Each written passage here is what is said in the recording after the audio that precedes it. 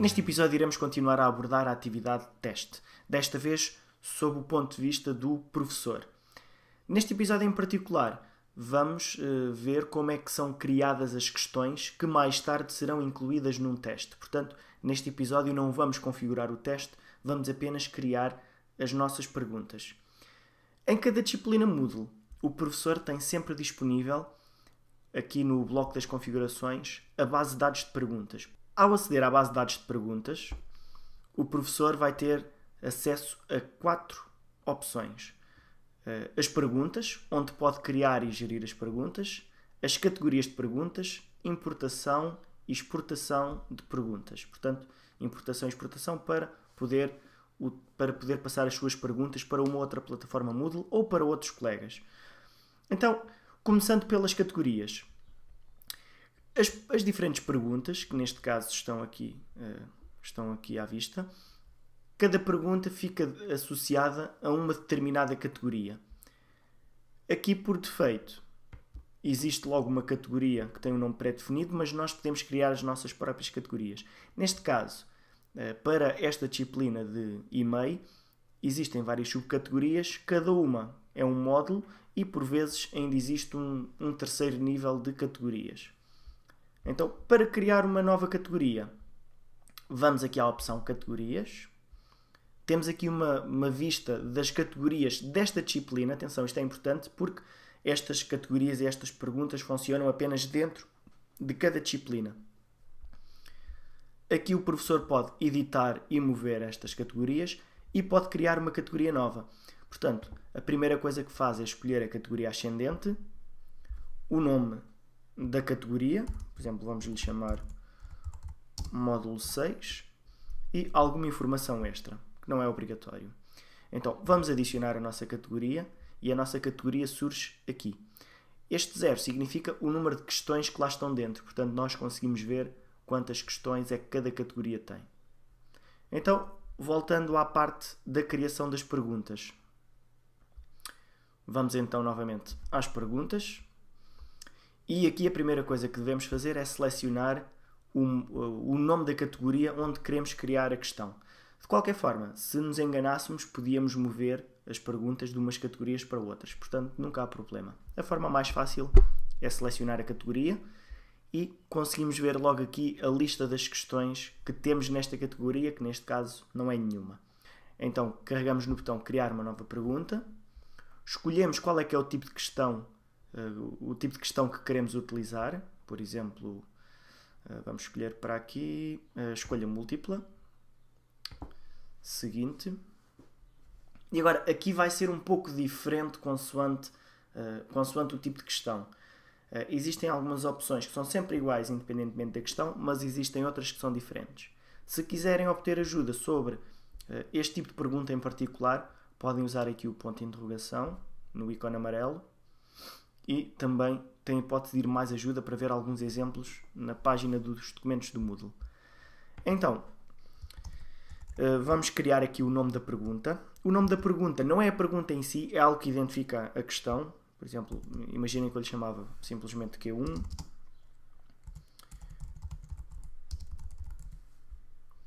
Depois, a pergunta em si.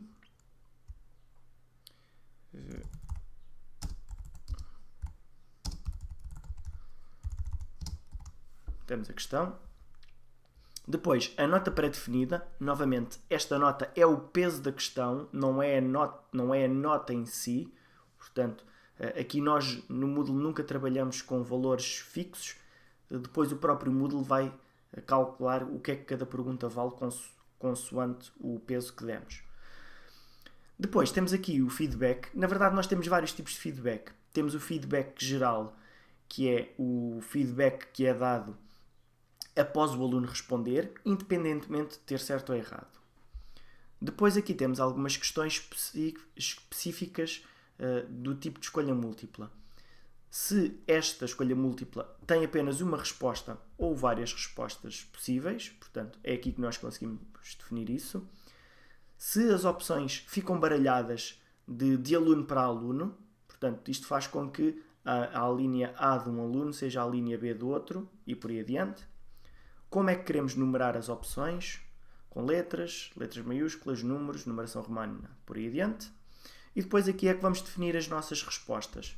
Portanto, a primeira resposta possível não quer dizer que seja a correta. Então, eu vou simplesmente escrever resposta. E depois aqui na nota é que eu defino se esta é correta ou não. Nenhum quer dizer que é incorreta. Se eu disser 100%, esta passa a ser a resposta correta.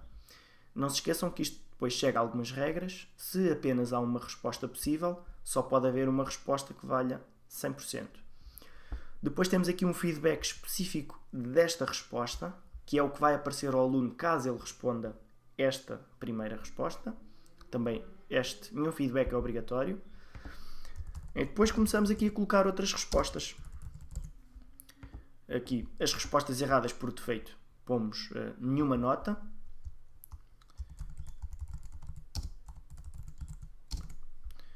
Também podemos dizer que uma determinada questão, por exemplo, vale 25%. Podemos fazer isso, mas não se esqueçam que só uma delas é que pode valer 100%. Portanto, aqui escrevemos as respostas que quisermos. Por defeito temos um número limitado, mas podemos ir adicionando mais campos. Portanto, neste caso tínhamos 5, adicionamos mais 3 e nesta situação já vamos ter disponíveis 8 hipóteses de resposta. Depois, temos mais opções de feedback.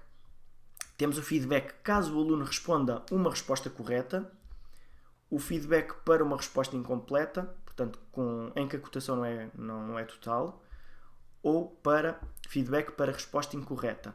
Novamente, nenhum destes feedbacks é obrigatório. Aliás, nem é suposto usarmos todos ao mesmo tempo. Portanto, podemos usar um ou outro ou nenhum. Eu normalmente não utilizo nenhum. E depois temos aqui alguns textos de ajuda que podemos definir para os nossos alunos. Eu pessoalmente não costumo utilizar. Então agora vamos gravar as alterações e a nossa questão fica disponível aqui. Quando a questão está aqui, conseguimos ver qual é que é o tipo de questão, o nome que nós escolhemos para ela, portanto não é a pergunta em si, é o nome que nós escolhemos. Temos a hipótese de editar a questão, de pré-visualizar a questão, mover para outra categoria, por exemplo, de apagar e conseguimos ver quem é que é o criador desta questão. Também podíamos selecionar várias questões, neste caso só temos uma, e apagá-las ou movê-las para um outro módulo. Então, se pré-visualizarmos a nossa questão, conseguimos ver como é que o aluno a irá ver. Portanto, como veem, a ordem não é a mesma que eu escolhi há pouco, já sei que a resposta correta é esta, e nós, como professores, podemos testar. Então vamos submeter e finalizar, e vai aparecer o feedback, tal e qual como depois poderá aparecer ao aluno. Portanto, este é um tipo de questão. Para criar outros tipos de perguntas, o processo é sempre o mesmo. Criar uma nova pergunta, escolher o tipo de pergunta, por exemplo, resposta curta, e carregar em seguinte. Portanto, aqui poderão ter dificuldade depois em configurar cada tipo de pergunta diferente, mas normalmente não é muito difícil. É só seguir as indicações, portanto, aqui o início é sempre igual e depois a partir de uma certa altura fica diferente. Neste caso, resposta é para prevermos que respostas é que o aluno pode dar à nossa pergunta.